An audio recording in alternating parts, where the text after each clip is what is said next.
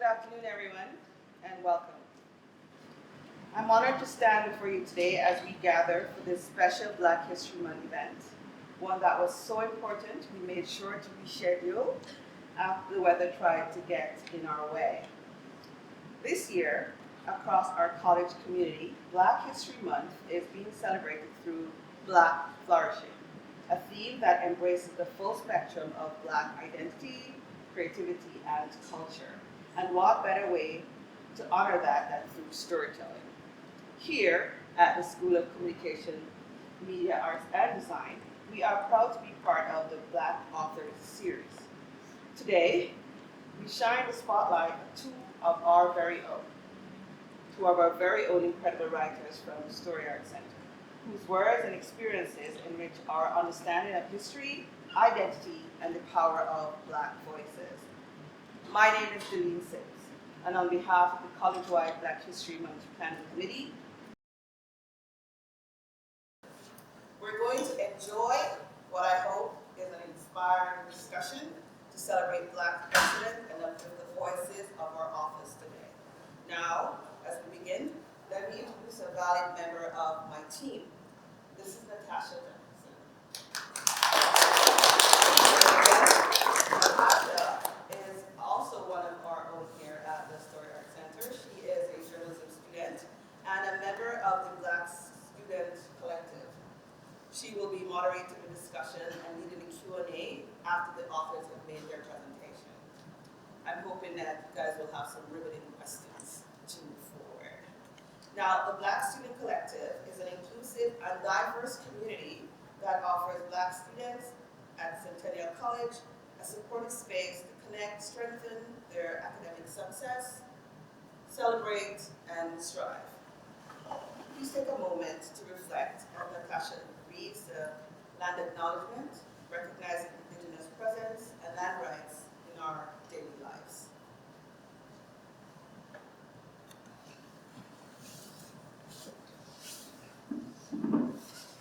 Centennial College is proud to be part of a rich history of education in this province and in this city. We acknowledge that we are on the treaty lands and territory of the Mississaugas of the Credit First Nation and pay tribute to their legacy and the legacy of all First Peoples of Canada. As we strengthen ties with the communities, we serve and build the future through learning and through our graduates. Today, the traditional meeting place of Toronto is still home to many Indigenous people from across Turtle Island, and we are grateful to have the opportunity to work in the communities that have grown in the treaty lands of the Mississaugas. We acknowledge that we are all treaty people and accept our responsibility to honor all of our relations. Thank you, Natasha. Let me introduce our guest authors. Their faces will be familiar to you, but just so we are clear about these exceptional people, they will be doing a reading and sharing some insight before moving on to a combined Q&A as stated before. Kamar Thomas. As a fine artist, program coordinator and professor of art. He holds a Bachelor of Arts in Studio Art and a Master of Fine Arts in Drawing and Painting. Passionate about the power of art to connect cultures and share diverse perspectives, Kamar works reflect a deep engagement with the world around him. When he isn't painting or writing, he enjoys exploring other passions, which include weightlifting and singing karaoke. Today, Kamar will share insights from his experience living abroad, creating and making a living from art. This book is the one that he will be reading from, The Artist's Creative Vision. Please make Kamar feel more welcome.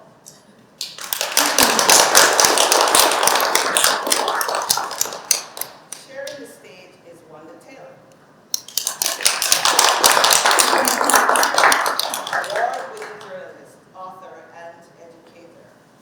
As a professor of journalism, story writing for media, communications, and creative nonfiction, Wanda has dedicated her career to shaping the next generation of storytellers. Beyond the classroom, she is the author of 6 books, both fiction and nonfiction. With 2 more forthcoming this year. I stand corrected. 12 books, with 2 more forthcoming this year. A former CBC producer documentary filmmaker. Her journalism and creative work has been featured across North America and the UK, as well as in publications such as Atlantic Book Today and Business, Black to Business magazine. Throughout her career, Wanda has earned multiple accolades for her contributions to media and literature.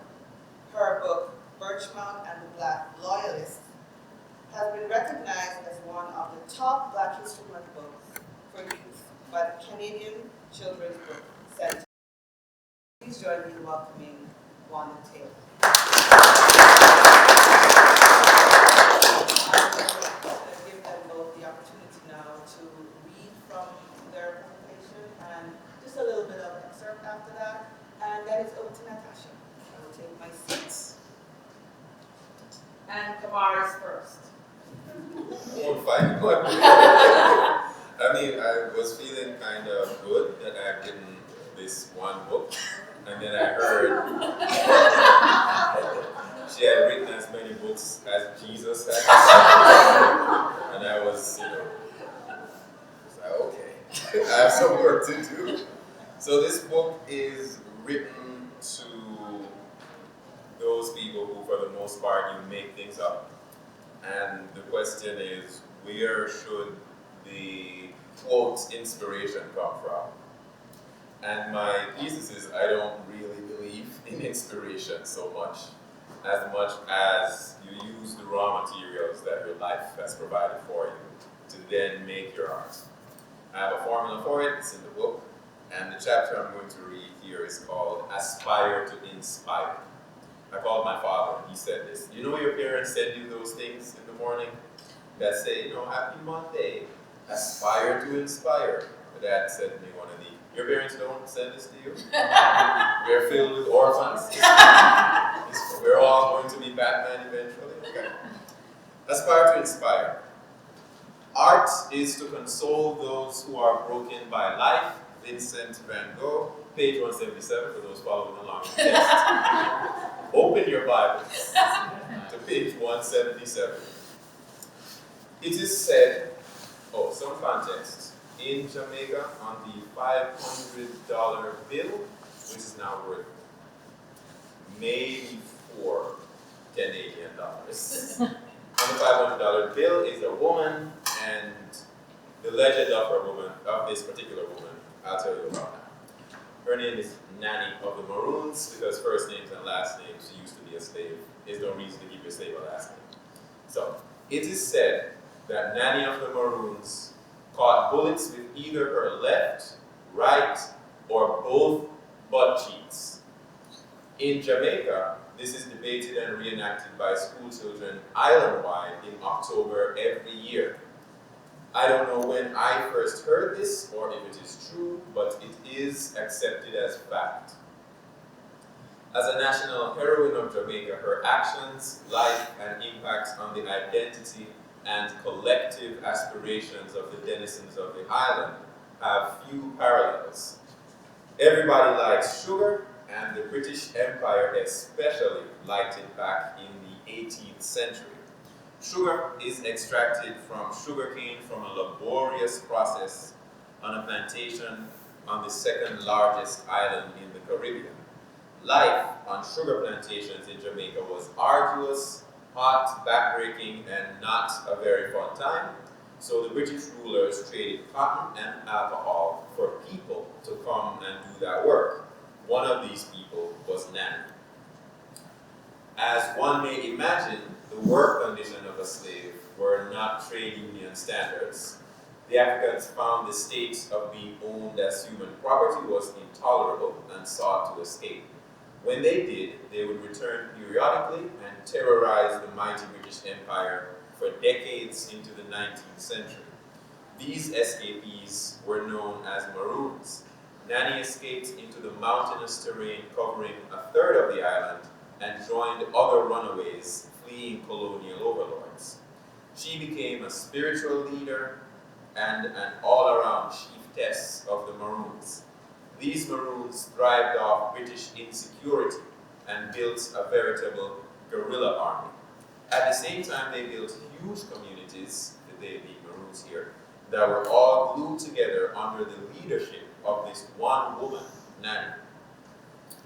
Granny Nanny is believed to have been from the Akan people, especially the Ashanti of Ghana. She practiced a form of spirituality called Obia, which still exists not just in my town of Port Antonio, but across the whole island. Unnecessary tangent, I got sick right as I was supposed to leave to come to America. It is believed someone had put a curse upon me by said Obia person, by many members of my family, and they allegedly paid another woman to get rid of said sickness. I'm here today. Do with that information what you will. She was higher priestess of Obia rather than a mere practitioner. We don't know how tall or short she was, and the illustrations of her that adorn the $500 bill in Jamaica is the best known image we have of Nanny. What we do know is that the mountainous landscape, trees, birds, rivers, and animals of Jamaica were her piano, and she was Beethoven. Through her leadership, the Maroons began a white-hot period of resistance that would cement her legend. The flora and fauna were Nanny's intelligence and spy network that penetrated British operations across the island. The Blue and John Crow Mountains and the Rio Grande Valley contain diverse forest types, the bed of which is wet limestone, and the forest is structured with a heavy canopy, a sub-canopy, and many herbs and shrubs that make up ground cover. Nanny knew which herbs could heal a wound, cure a headache, or bring about a slow death to her enemies. The vegetation provided wood for drums, food, treatment for diseases and wounds, and excellent concealment for an ambush upon British enemies. Nanny terrified the British, and for very good reasons. Captain Philip Thickness was a British officer who wrote in his journal about an encounter with a woman presumed to be Nanny. Quote, "A girdle around her waist with 9 or 10 knives hanging in it, many of which no doubt have been plunged into human flesh and blood." Close quote. He describes her as wearing bracelets and anklets fashioned from the teeth of British soldiers. In 1720, Nanny settled an area in the Blue Mountains that now bears her name, Nanny Town. This area overlooked the Stony River. Getting to that settlement either required scaling a 900-foot ridge or walking single file up a 6-mile road on top of that ridge. In these towns, life flourished and free men continued to make art and music, raise animals, grow crops, and presumably raise children in addition to giving the British hell. On occasion, Nanny and the Maroons came down from the mountains and regularly strong-armed the landowners by burning plantations, raiding weapons and goods, and unleashing mayhem to neutralize their superior firepower. Even the birds were tactically useful to Nanny. The mountain witch, or crested quail dove, is a beautiful bird endemic to Jamaica that lives in the understory of dense and moist forests in the foothills and mountains. Their bird song is less a song and more of an ominous wail of terror. Ordinarily, to attack thine enemies at night when they least expect it is a good idea. However, under cover of darkness, exhausted after climbing up a steep ridge, along came the haunting sounds of the mountain witch, a sound akin to an out-of-tune flute, an owl, and an enraged feline all in one. Nanny and the Maroon army would mimic the mountain witch and many other birds to alert each other where the British were before releasing enormous boulders upon their heads. For communicating over long distances, the Maroons used an abeng, a large horn made from a cow horn, with a hole drilled in one end. All of this led to numerous victories against the British, who circulated the legend and symbol of Nanny as a supernatural woman who could mimic sounds, heal the sick, vanquish her enemies, and strike fear into all who encountered her and her armies. She freed over 1,000 slaves. Although most guerrilla warriors met their end by hanging, or similar separation of the head from the body, Nanny negotiated a peace treaty, ended the guerrilla war, and continued building on her 500-acre land in the parish of Portland, which is where I was born and grew up. The land remains free to this day and is called Moortown.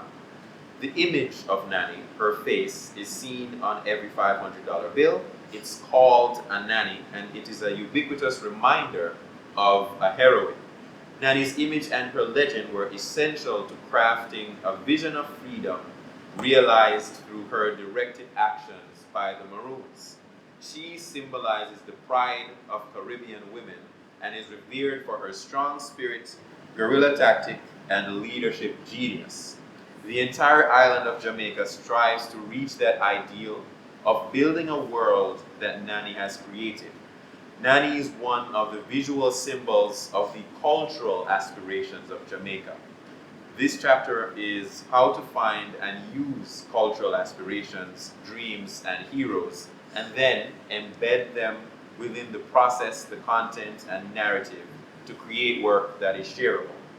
We shall use the creation of heroes to inform the imagery we engage, our craft, and the direction of our exploration. We'll begin by discussing the function and practicality of cultural ambitions. We will also learn how to effectively refine a vision of the world that others will share to find who and what our work is for. This will be supported by a case study of how dreams and aspirations can be embedded in the creation process from the research stages through the remixing of elements, creating iterations, and testing. We will discuss the use of aspirations and heroism in crafting a narrative around the work that is shareable. So this is saying cultural aspirations is when you are making your art, you look for what people or what the culture is trying to do as a culture in general. Not the individual aspirations, which might be to make money, but for instance, in the US, one of the cultural aspirations is to be free. Freedom and the eagle, and just when one thinks America, they think freedom in general. And these cultural aspirations you can harness to make a comment through your art. Everybody with me? Everybody got it? We understand? This is the teacher inside me. How much am I at my 25? 25. Okay, good. Word. Like 10? Good. So you're past your time. So Hmm? you said? I'm past. It's fine. I thought. Oh, Nobody. I thought it was like you already had like a set. In my mind. Like yeah, like it was 10 minutes long. Like you knew it was 10 minutes long. That bit is 10. But I read slow. My voice. I see. So if Wanda wanted to read her excerpts. So am I going to read it and then we come back, or is that, are you finished? Am I interrupting? I don't know what. Is there anyone who had anything they wanted to share? Anything they thought about the excerpt from Kamar's book? I could be born. But Do you want me to I like what read? you're saying about aspirations, because often we see as culture as something that's fixed and almost like in the past. yeah. So this notion of what it can be in the future can kind of inform us as a person in a way that makes it living and changeable. Yeah, it's not just can, it should, and it kind of sort of must if you're going to. So a lot of students now, they will never admit it, but a lot of them now would prefer if they were famous, probably online. I was in McDonald's, as I do because I'm high class, drinking a coffee because it's cheap and typing, and I actually saw a date, a real life date between two, they're like 18, 19, and the guy said, you know, I just had a video hit 2 million on TikTok. And he dropped that the way somebody would if they had like a car or a house. He like put that down like the keys, like just so you know, I got 2 million. And I closed the laptop. I'm nosy. I gotta see if this impressed this young lady. And it did. She was like, 2 million? How you get 2 million? Let me see it. Peeled out the phone, showed it to her. They watched it. It was a dance. She was impressed. I was like, oh, that's the aspiration right now. Y'all want to be famous.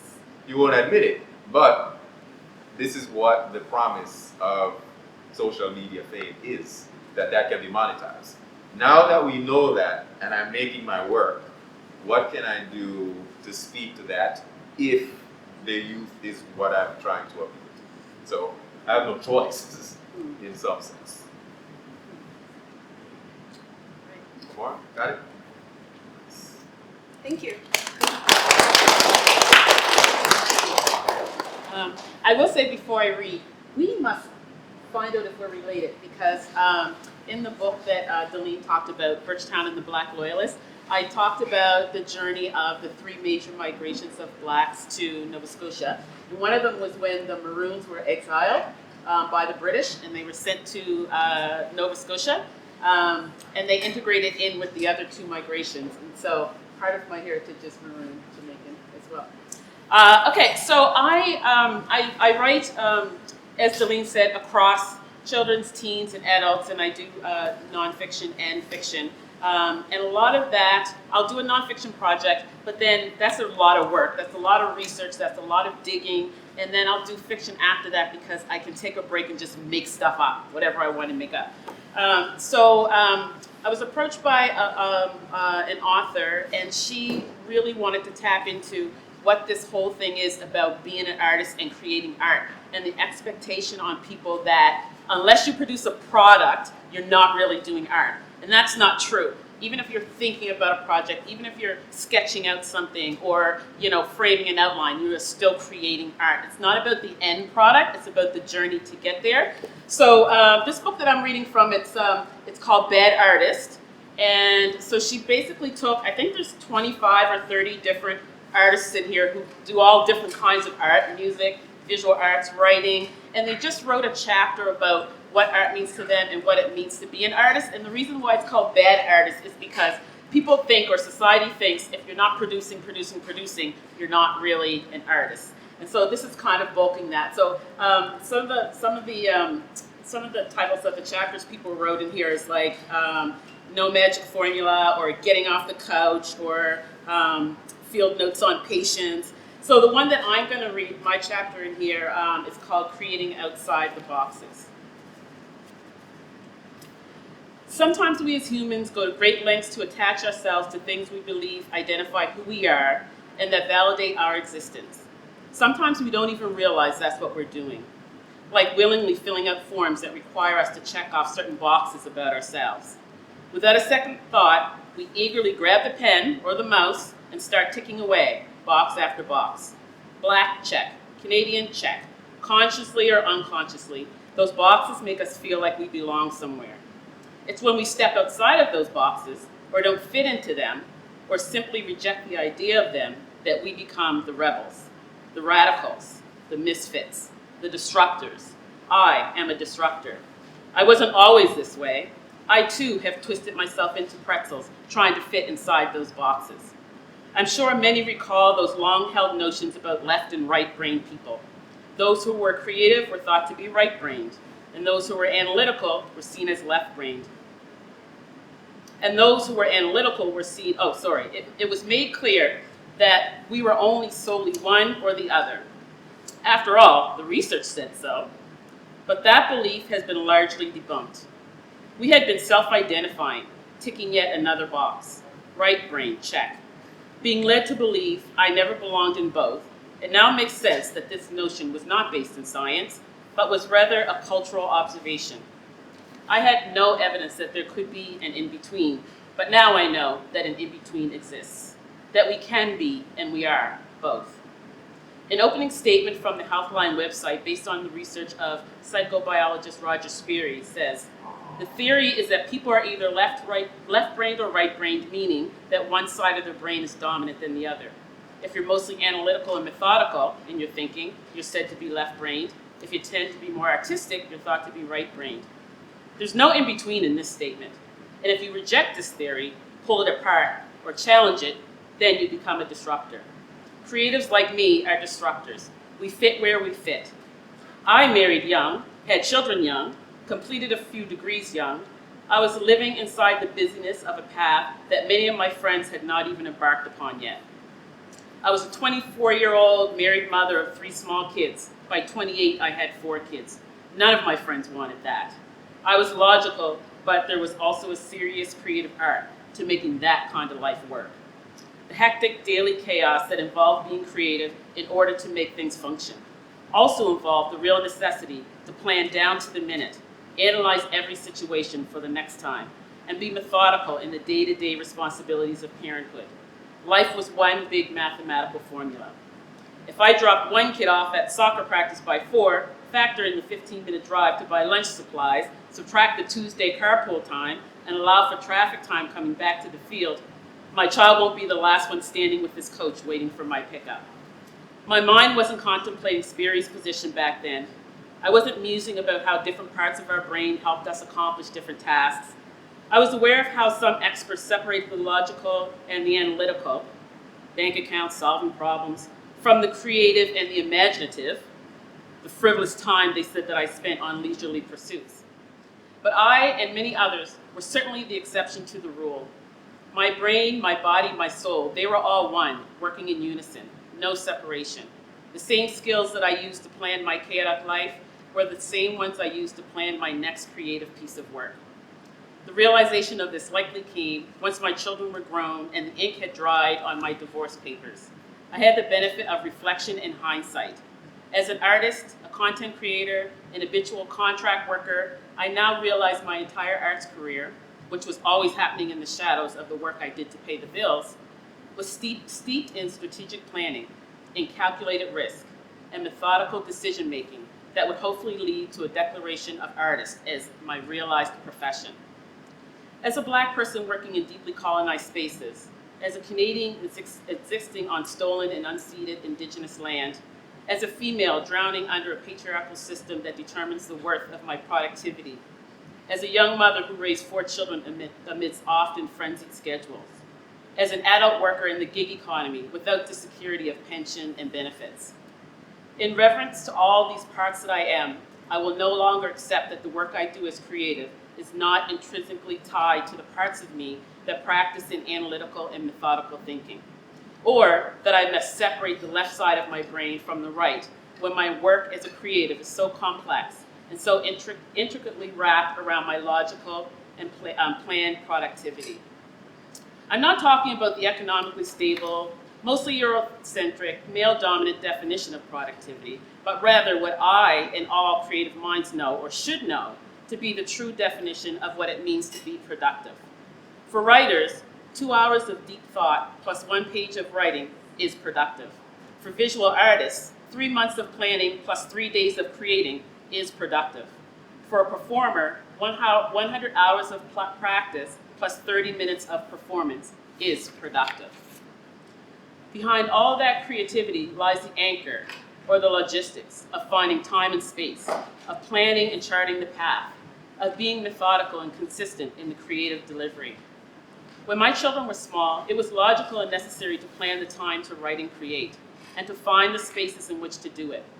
Whether that was finding library time or slotting in creative moments during the kids' school hours. When can the babysitter show up to relieve me on Saturday afternoon so I can attend that writer's workshop? Did I factor in enough travel time to do a drop-off and get that quiet space to create? These things are not associated with the act of being created, yet are the necessary means to that end.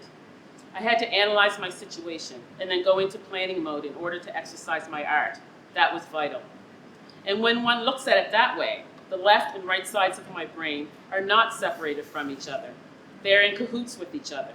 I don't believe we exist inside one box or the other, when these things are so intrinsically linked. I am not a right brain person or a left brain person in those scenarios. I create outside of those boxes.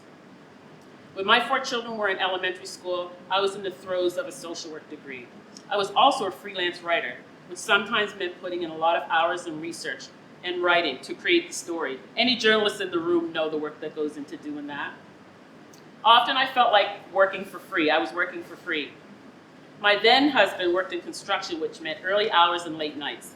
So the freedom to be creative often came down to questions about how to plan ahead and work out all the moving parts that I called life.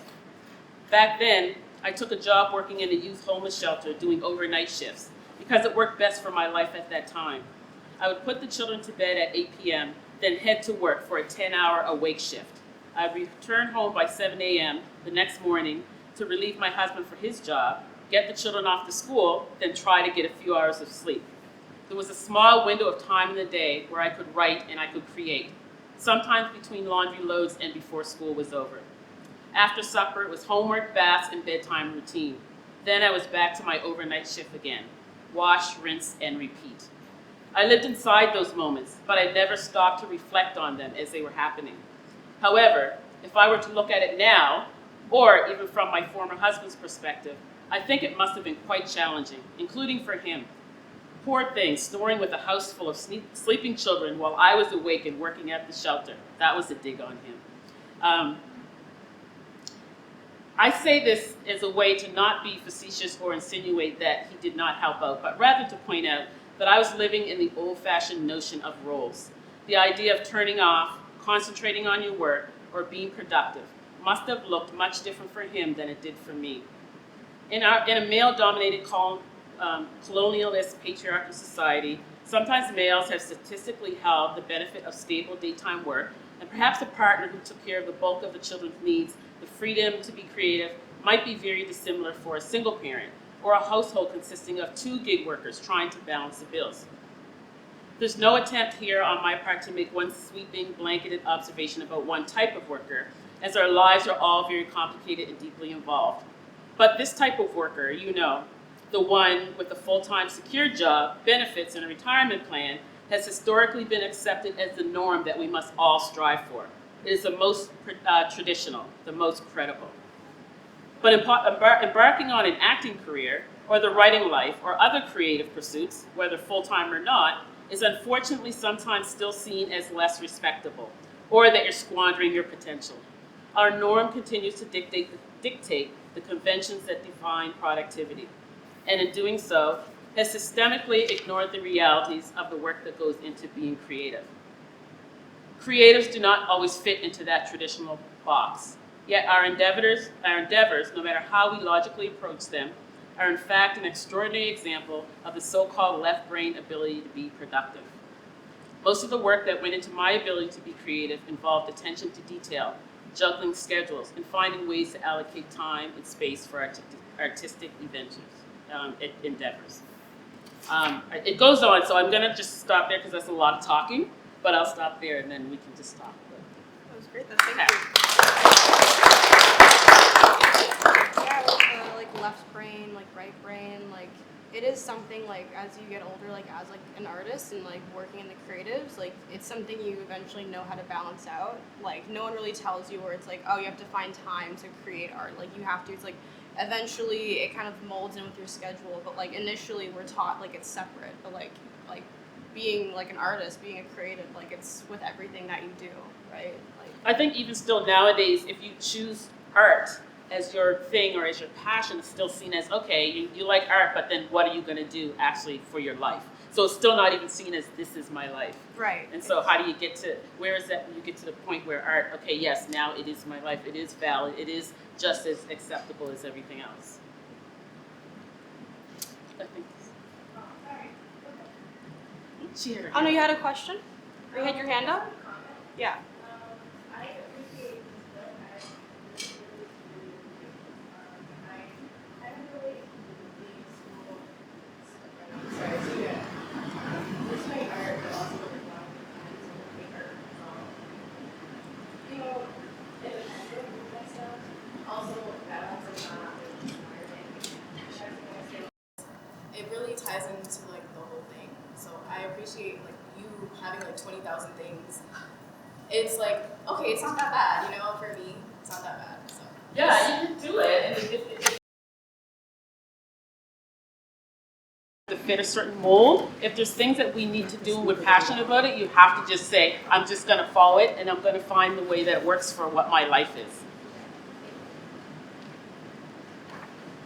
All right, so now I think it's time we can let it go into our led discussion, and then we can head into the Q&A for you guys, if you guys have any questions. So I'll start with, for you, Wanda. So what are some of the challenges for a Black artist trying to get into this field of work, into like the art and creative industry? Well, I mean, I can talk specifically about writing because it's hard. So I've worked on both sides of it. So I've worked as an author, but then I've worked at a publishing house. So then I was the person who was acquiring books. And it wasn't until I started acquiring books that I realized why it was so hard for writers of color to break into publishing. It took me a long time to get my first book made. And every time I got a rejection letter, I thought, oh, I'm just such a horrible writer. Like, they don't like my stuff. And then when I became one of the people who was sitting at that table, and actually the publishing house where I worked at, I was the first person of color that they ever hired in their whole 30-year existence. So every time new projects came to us and we were talking about it around the table, I always felt like I had to be the one to explain why that character was saying this thing, or why this topic is so important to discuss, or why your audience looks like what you don't think it looks like. Your audience is bigger than who you think is your audience. And I was always like trying to be that person at the table. And so I know why it's so hard, because sometimes the people at the table do not understand why we're writing the stories that we write. And so they reject them, and we get the rejection letters. And now I think, unfortunately, because of the whole thing with George Floyd, it had to take that for publishing industry to say, hey, we have to do more. So they started looking at who's sitting around the table and who's missing, whose voices are there, who's not. They started just pulling in a bunch of emerging writers and giving them opportunities to tell their stories. And now you can see books from every kind of writer being made, and now it's the best time to even think about writing, because we want stories of people that we haven't heard before. But it unfortunately took that, and we're going in the right direction, but still not there yet. Right. I'm going to jump to Kamar. How do you define your success as an artist, or success in general as an artist? That's an interesting question. This is a weird definition. Success is defined by how much people want from you. That means, are you valuable enough that somebody else wants something from you? So if people want the art that you're making, congrats, you're a successful artist. That doesn't mean rich. That doesn't mean wealthy. That doesn't even mean you have any money. But if there are those that walk around for which their desire for your art is more than their own desire to keep whatever amount of money they have, then congrats, you're successful. It's when measured that way, I find that it saves me a whole lot of trouble and circles and unnecessary, what's it called? Imposter syndrome that people complain. I've never really had that, so I'm not clear on what it is. But if it's the same if you're a successful bakery. Do people want your bread? Your bakery might not make money for a million reasons, but if people want your bread, congrats, you're successful. You can always open another bakery. You can always hire another manager. The government that bans your bread might go away, but if people want your bread, you're successful. It's how much do people want from you? If you're massively successful, then everybody wants everything from you all the time. If nobody wants anything from you, you have some work to do. I think both of you guys can actually answer this question. Just, I guess going back to that like left brain, right brain type of mindset, how do you juggle like regular work with your art? So basically, for whoever wants to go first, so tell me about like your creative process. So little sleep. But I usually have a couple of projects on the go. So my passion is in teaching and giving back. I always want to give back in a way that I felt I wanted it to be given to me when I was going through school. It was a different time. I wasn't really getting fed the things I needed. And so in my teaching, I try to do that. But I think my process is that, so I like I said, I have different projects on the go. So I may have a nonfiction project over here. I may have a fiction project over here. It's about, where's my passion today? What is it that I want to work on today? And so I don't separate my teaching from my work. So if I'm teaching my class how to screenwrite, at the same time I'm writing my own screenwriting projects. And so it doesn't feel like work to me. It's something I love to do. It's something I'm passionate about. But for me, it's all about what is my passion in that moment? What is it that I need to work on right now? And for me, I do my best writing at night. Something about the moon and being creative, I do that at night, and sometimes I make the mistake of, if I think of something and I say, oh, I gotta email that person, maybe it's 4 o'clock in the morning, then they'll call me the next day and say, are you crazy? Why would you send me that text at 4 o'clock in the morning? I thought something had happened. But anyway, my work is, I do my best work late at night. Me too. Yeah. Yeah. When the moon's full. Yeah, and it's Yeah. kind of quiet sometimes. And the light's Yeah. beaming in from the moon. Yeah, it's a like, different kind of energy and a different lot. kind of creativity. Yeah. Yeah. Can't relate.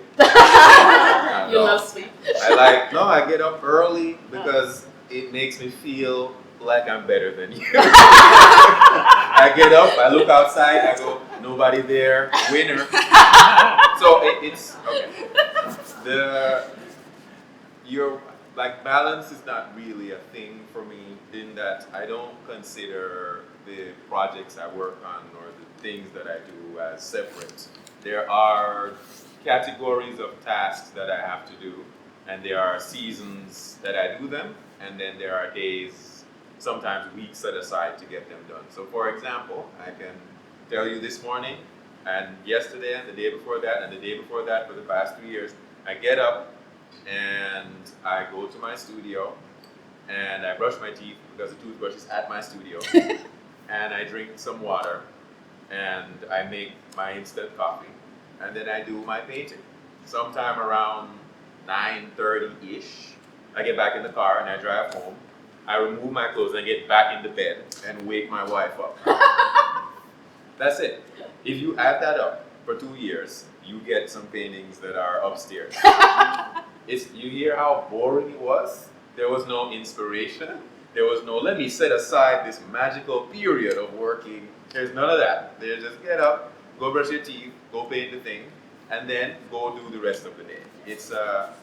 Sure, I have complicated systems that remind me about tasks and scheduling and Zoom and all that, but as long as I did the painting in the morning, that's the main thing that keep the lights on.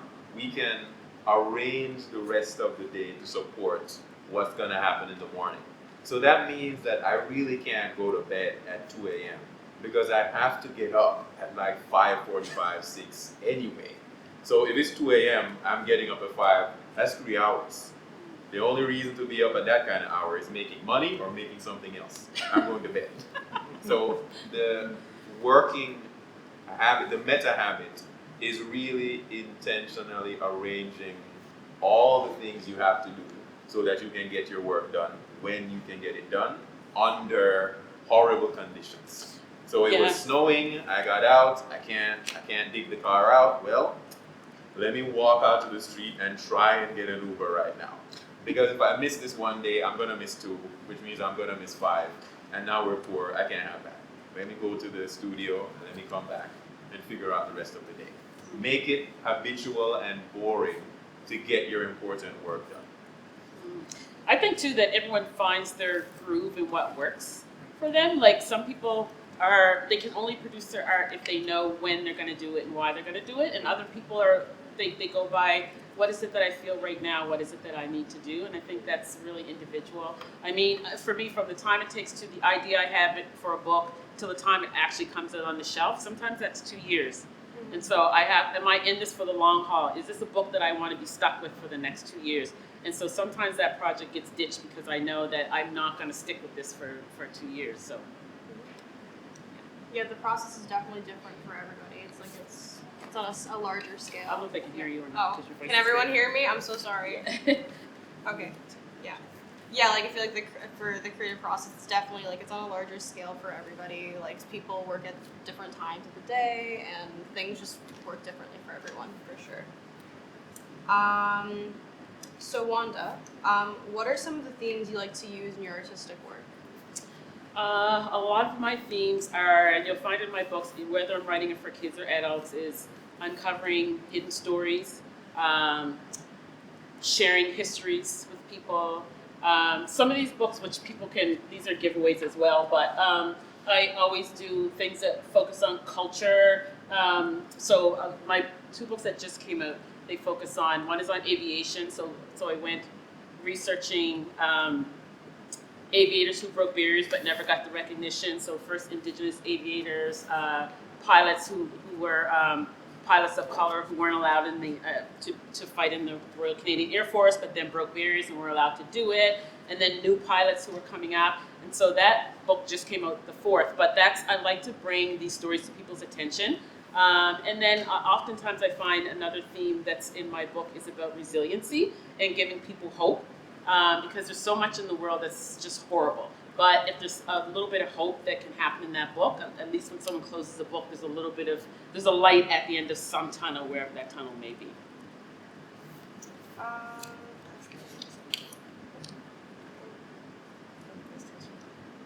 Because this is pretty low. Sorry.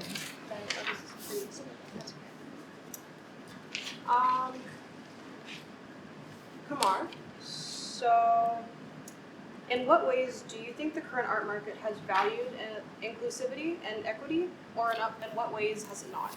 In what ways has the current art market valued inclusivity and equity? Boy, it's a golden time right now.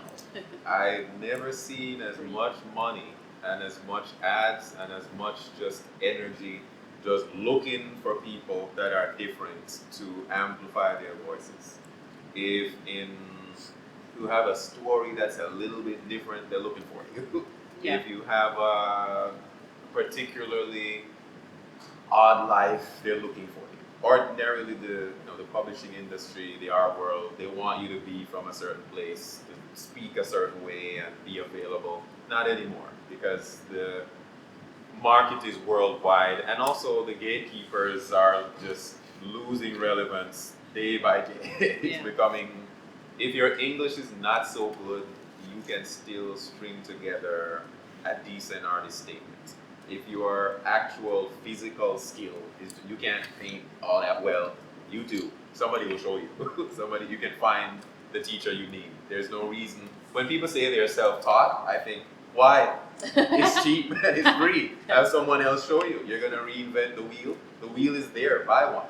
So how it's as free as it's gonna get, how it's held back is mostly now internal, which is the point of the book. So the identity is one of those, the water the fish is swimming is invisible to the fish things, where we decide what's possible for us based on who we are already.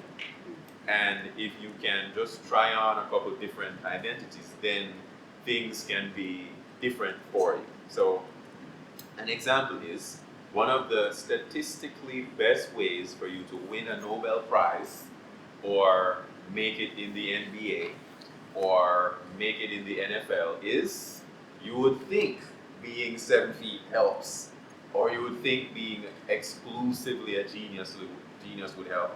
But it turns out, if your cousin is in the NBA, it really, really helps. If your mentor won a Nobel Prize, it's not like it doubles your chances. It's like 15 times your chances. Stupid amounts of advantage, because hidden in your interaction with your relatives are all the very small things that you have to do to make it to the NBA or to win a Nobel Prize. How to arrange your life, and your wife. How to pick a wife, how to save up your finances, how to work, what hard work looks like, what kind of ideas. These are the hidden things that someone has to show you that this is a different identity you can try on. You can't, it's very difficult to on your own do it. Someone has to be like, you can just set up your website and sell these paintings. And if somebody don't buy it, go make some more. And you can just keep doing that until somebody buys it. You can. When somebody says they're interested, you can call them. And if you call them and they have a husband, you can go, hey, how about 2? And they'll buy 2. And then you pay taxes. And then the government will need some of your money. But this, unless that possibility is made real for you, like tangible, it's hard to see. So that's the biggest barrier. Somebody has to come tell you, set up the website. It's not only for special people. You can call the head of the AGO, they have an email, and you can ask them, hey, so how do I get a show? What's the process? And they'll type back, hey, well, this is how we usually do it. We go to this gallery, if you have a show there, and okay, great. And then you do that. You don't just sit around your house going, well, I am not the kind of person that this happens to, which I've heard in my teaching a lot. So much more psychological than it is structural. Structural is there, but I mean, if you don't show up, they can't even reject you because you're not even there. Right. So, I think a key word to that is access, like the amount of access you have, and finding a mentor, like a good mentor. You just have to ask them the question, and how do I do this? And then they can tell you. It's not, you don't have to feel like the doors are closed. Like sometimes it feels like a veil of secrecy to get past these doors into, hey, I want to do an art show, or hey, I want to put on a performance, or hey, I want to write a book. And it just feels like there's this big black curtain that's standing in your way, but really it's not. And part of being a mentor, and I love mentoring, part of being a mentor is I'm just ripping the curtain open so you can see it's not all scary as you thought it was. There's a whole bunch going on back there, and you just, as much as anyone else, deserve to be on the other side of that curtain doing that art. I would also add that your negative emotions and envy and pride, use them to your advantage. I have a secret beef with Yale University. I got in, I couldn't go. I didn't have the money. It's like $50,000. And their MFA graduation rates, within 5 years of graduating, 20% of their graduates are still working in the field that they pick. 20%. So 2 out of 10 or 4 out of 20, or they have 80 graduate students. They also have $1 billion to spend and access to Nobel Prize winners. I just want to beat them. If I can get to 25%, I'm currently at 50. And so every other person that has come into the program is still at least making some art after they leave, after working with me. And just fueled by hatred for you. It's not real hatred. It's just but it fuels you there to a keep nice making. villain out there that I can get up and be mad at. Keeps you motivated. Keep you Yeah. motivated. Nothing Yeah, is yeah. wrong. It's a lot of people, revenge is bad fuel. No, it's not. It's great. It's great. You can use envy and pride and lust and trying to impress a girl. All of these things, whatever you need, whatever the fuel you have. You are not Jesus and you don't need to be him right now. Just get your work done with whatever fuel you have on hand. Says Kendrick Lamar. So I think Says Kendrick Lamar. I have time for one more of my questions, and then I can open the floor to any of you guys. Yeah. So my last question is for both of you. So, what is something that you want aspiring artists, aspiring Black BIPOC artists to know before entering this field of work, or the creative industry? I would say go in knowing that you belong in that room. Like, if they don't let you in, don't even knock. Bust the door down, because you belong in that room, in that space. Whatever that space is that you crave to be a part of, wherever that area of your art is that you want to be, whether that's writing or painting or singing or whatever it is, you deserve to be in that space. You also belong in that space, and push your way into that space and hold no prisoners. That's what I would say. Nice. Mine is way less motivation. Way less. So, I would say a lot of the chief problem I see with the younger creatives is they want to do too many things at the same time, which my dad says you can do everything, but just not all today, not all right now. So walk in with the assumption when you're doing your work, when you're trying to sell your songs or your paintings or your books, that people don't know what you know. They're not afraid of what you're afraid of. They don't think what you think, and they're not from where you're from. And they don't care about what you care about. It's your job to give them a reason and package up whatever you are delivering to them in a way that they see the benefits for them It's not yours. You already made the thing. You must, like Apple, you must put it in a very nice box, and you must make a very nice ad, and the ad must be splashy, and you should phrase it in terms of the benefits for them. Why? They don't know you, they don't know where you're going, they don't know why you're here. They weren't looking for you this morning. You're not on their to-do list. So give them a reason, and the best reason is that your work is remarkable. So spend the time working on the craft so that you don't have to spend so much time convincing them to buy it. That's good. So now the floor is open. Yes, you want? Yes, please. Hi, Wanda. How are you? Hello. Good to see you again. Thanks so much for speaking to us. So previously you told me that you don't believe in inspiration. No. Yes. And also we talked a little about the intentional randomness. Could you share more about this idea? The educational? Intentional randomness. Intentional. Forgot Like the to last be random. Ah, yes, yeah. Intentional randomness. Yeah. And the first part of your question was? That you don't believe in inspiration. Yeah, so inspiration. Okay, so my father, the man from whom I share half of my DNA, was an EMT. He drove an ambulance, came, grabbed you up when you had a heart attack, did the shock you, get you back alive. That's what he did. You think he was ever inspired? He's in the ambulance like, I don't feel like, I just know, I don't feel it today. The driving, it's dangerous. I can't be bothered with the saving you. You got to die right now. You can't die. No, he didn't, not once has he said that. He went to the fire station and 80% of the time he's playing dominoes, he's FaceTiming me, he's FaceTiming my sister, he's asking me about my walk with the Lord. And then around 20% of the time, the alarm will ring and he will hang up that call and grab the fire department thing, the big suit, and slide down that pole and yell at people, you take the truck, I'll take the ambulance, and drive out ready. Your job is to show up and sit in the fire station, inspiration or not. You don't wait for the heavens to part and the trumpets to play and the muse to come whisper in your ear the song. You go to the studio and you sit there and you fiddle around with the instrument and something will happen. It will. It won't be great, but it will for the most part. The randomness, if you cultivate a life where you interact with people that are interested in what you're interested in, if you read books that expand what you think is possible, if you go out and actively try to learn more and more, this will be good raw material for your work.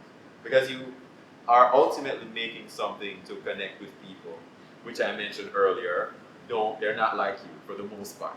So you must learn about the world. It's your birthright. You have to. You don't have a choice. You need to go out and learn about things you know nothing about and cultivate the kinds of random things for which you can use for your work. And sometimes random stuff happens to you, and then you can use that. I mentioned yesterday in our interview, I was robbed while I was particularly poor. I was sleeping in a sleeping bag in my studio. This was a 2-story studio, and the upstairs, a big barn. I was sleeping there, zipped up in the sleeping bag, and downstairs I heard rumblings, I heard rustlings, I heard commotion, which, okay, I realized, oh, somebody's robbing the place, but my arms are like this, I'm in a bag. So now I have to unzip slowly, get out in my underwear, and open up the door, only to make full eye contact with the thief. He's looking at me, I'm looking at him, he looks down, I look down, he looks up, I look up, and he says, and I quote, broke bitch, to me. A person with a bed and somewhere to sleep is what he's decide crime is his career. He's gonna look down on me with something to steal. And he was in a mask, and I was just thinking about how masks conceal your intention, conceal what you're trying to do. They hide. They can't hide too much. He needs to see where he's going, and that served as a real motivation. And I was terrified. I felt unsafe, so I got to go paint. And I painted one of the paintings upstairs from that inspiration. I think it was the big red one, if I'm not mistaken. Yeah, I worked on it some more. That randomness. I wouldn't invite that in my life. Don't move to a dangerous neighborhood. But when things happen to you, if you're ready, you can go make your work. I like that idea of randomness, not the mugging part, but I like the idea of. You don't like robbery? No, no. Larceny is not your thing. No, it's not my thing.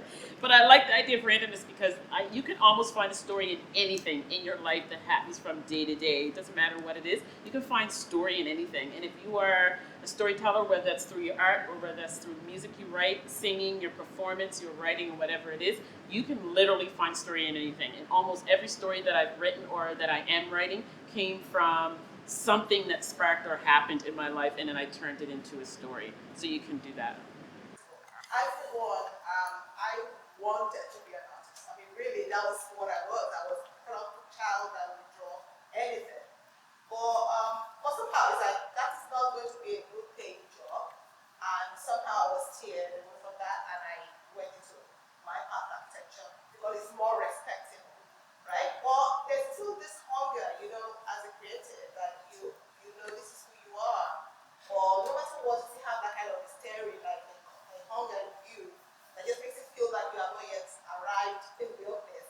So for me, I'm lucky that I'm able to still catch myself thinking outside the box and go okay, this is who I am, this is what I want to be, and I will not be set in that. So I'm able to stay away from that. But not stay away, add on whatever I am to that. But a lot of female blacks, or I'm sure those say blacks, ordinarily back home or wherever, they need more encouragement somehow now that the world's getting a lot better. I think it's getting a lot better now. To be able to be stronger in themselves, to go like you said, think outside the box, act outside the box. And so that's why I feel like your storytelling, that part of it is very strong. And I think that will encourage a lot more people, more women, girls, I'm going female now, to sort of hold on to that, yeah, though your background is sort of restrictive somehow, one way or the other, because of probably cultural ideologies, but you can actually still find yourself despite that. Be strong in yourself, despite that, and still hold on to it. And perchance, you apparently are probably in a place or in the kind of path that you find yourself, you can't do anything about it.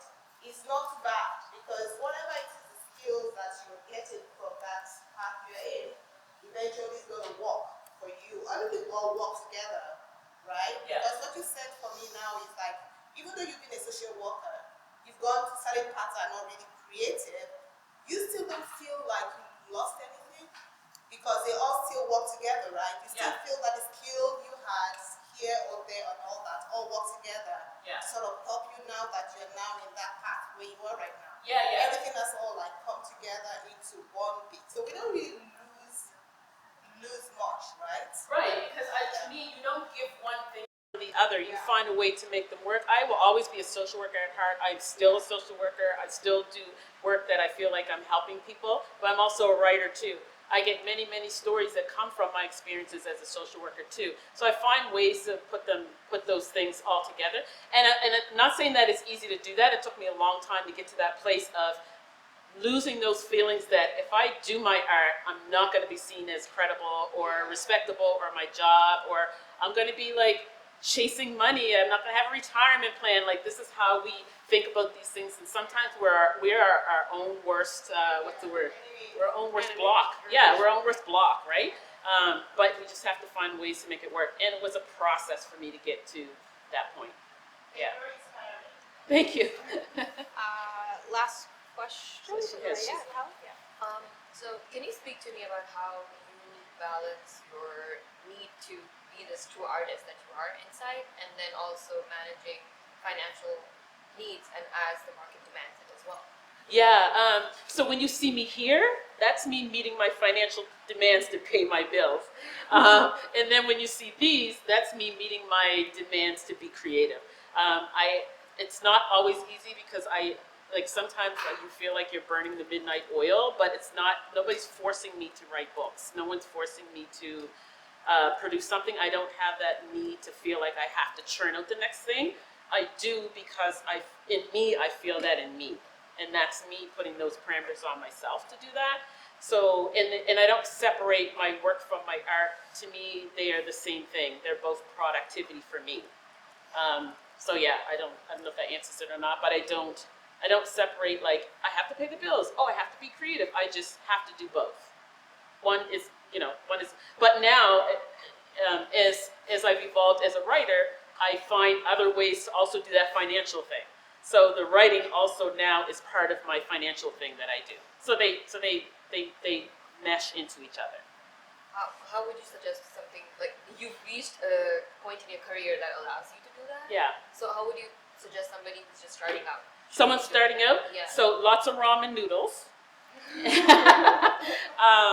But also like having a plan B, right? Because one thing about the industry is you're probably going to get, 20 rejections before you get one yes, and being prepared for that and having thick shoulders and having worked on the other side of it. Sometimes it has nothing to do with your writing. Sometimes you can have a beautiful piece of writing and still get a rejection letter, but maybe it's because they just published a book that's just like that and they don't want to do another one. Or not that book at that time in that moment. Try again 6 months. Or wrong person looking at your book who doesn't get it or doesn't get you as an artist. So there's so many factors that go into why you're getting the rejection. So the important thing is when someone rejects your stuff it's hard not to, but not take it personally that your writing or whatever it is horrible, or that you're not an artist, or that your art is bad, but that there's other factors beyond your control happening but you don't stop from there. You still keep going. Because eventually it's going to find the right eyes, the right ears, the right person who gets it at the right moment in the right time. Can What I about, say? yeah. So for about 9-ish years on paper, it looked like I was a loser. Like 9 years straight.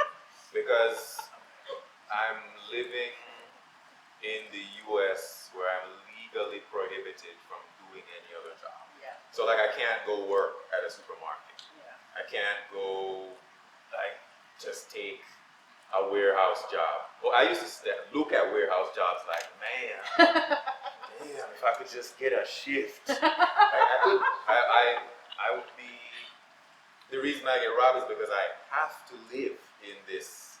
I had to choose between my apartment and my studio. Studio wins. My studio makes me money. My apartment doesn't. But easy, light work.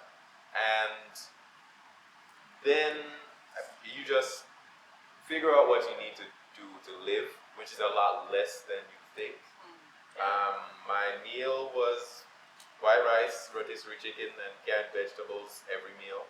It was $30, $35 US a week. If I got fancy, if I got real fancy, I'd buy ketchup with the rotisserie chicken. Rotisserie was like 10, and I'd buy 2 a week.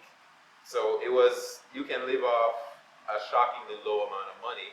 Avoid dating people with expensive tastes. It sounds like a small thing, but people are like, hey, let's go to Greece. Girl, what? Who are you dating? Oh, you never dated a 23-year-old girl. Go ask them what they want to do. Travel. Number one, who here don't want to travel? You want to travel. Yeah. Be honest in your heart. Yeah. Soon as you start a job and you get that check, Greece or wherever else. So to avoid people with expensive tastes is really, it's kind of hard. But there is a number that you should keep track of, and it's like how much you worked on whatever your thing is that day. Play that game with yourself. And if you add them up over a year, when it's 4 years in or 5 years, I mean, my parents were like terrified. My parents were like, what are you doing with your life, bro? I mentioned my father literally saved lives for a living, and I'm painting. And then like year 6, I have an exhibition there. Year 7, another one. Year 8, 4, I made back the money from the previous 5. Year 9, I get a job. This is the year. Year 2, things went well, and then it was downhill. So it was like great and then horrible for like 7, 8 years. And it wasn't like faith or any kind of inspiration. It was just boring, getting up, paying the thing. When you're done, paying another. And my cousin, I have a cousin who is a singer. He did the same thing for like 10 years. He was a piano player for a church, and they paid nothing. And he just, in his free time, he would write some songs. And he did this for 8 years. Year 9, they have a contest that's the equivalent of American Idol, or what's it called here? Canadian Idol. It's called Canadian Idol? Yeah. Wow. Real killing. Real with the deviation. imagination. I worked on it. It wasn't Wow. imaginative at You all. don't have no more names? No. No more words in the No. dictionary? Okay. So yeah, year 9, they come out with the TV show, he enters, he comes third, never has to work a day job again. So it's these things, you are entering a business venture, which means the first year it ain't gonna work out, just by default. It's not gonna work. And the second year, maybe. The third year, maybe not. Because there are things that need to happen that you don't know that you only learn year 4. You're like, oh, I really need to show this way more often, because you met a guy that's like, yeah, I have like 8 shows a year. 8? I was having 1, thinking I was the man. Okay, let me produce enough to make 8. So it's just figuring out what you need to live, and then prioritizing making the work, and then successfully avoiding people that make you want to spend more money and live well beyond your means. You're giggling now. One fine day, you're going to be on some hike that you can't afford, and you remember when I told you you're gonna be skiing down a mountain, $2,000 in credit card debt, thinking to yourself, what am I doing here? I don't even like this person this much. Well, Yeah. we're a little bit over schedule, but thank you so much, you guys. Can we get a round of applause? It's such a pleasure to talk to you guys and get to hear all of your work and hear about your books. By the way, if you didn't get a baggie, there's some gifts in a bag there. Oh, you gonna say that? Oh, sorry, my bad. Okay, so as we wrap up, a big thank you to our amazing authors for sharing their stories. We are over time. We are in the library, so we have to maintain our schedule. And so thank you all for being part of the conversation. Thank you for staying. I know a lot of persons had to step out already. Again, the Black History Month activities continue across all the campuses, so be sure to check out upcoming events on Centennial's website and keep the dialogue going. We're recorded this afternoon, so it'll soon be available on our YouTube, that's Story Art Center's YouTube channel. And that's it. I think Kamar might want to walk some people upstairs to the gallery where he has some work, so we could also explore that. There are some books still in our possession for those persons who didn't get, and both authors are here, so make use of them and get those signatures in. We do not know how much they're going to be valuable in tomorrow. You know, if I get hit by a bus, That price goes way up. Yeah. every now and again, I look at traffic. Thank you so much, everybody. Thank Thank you. you.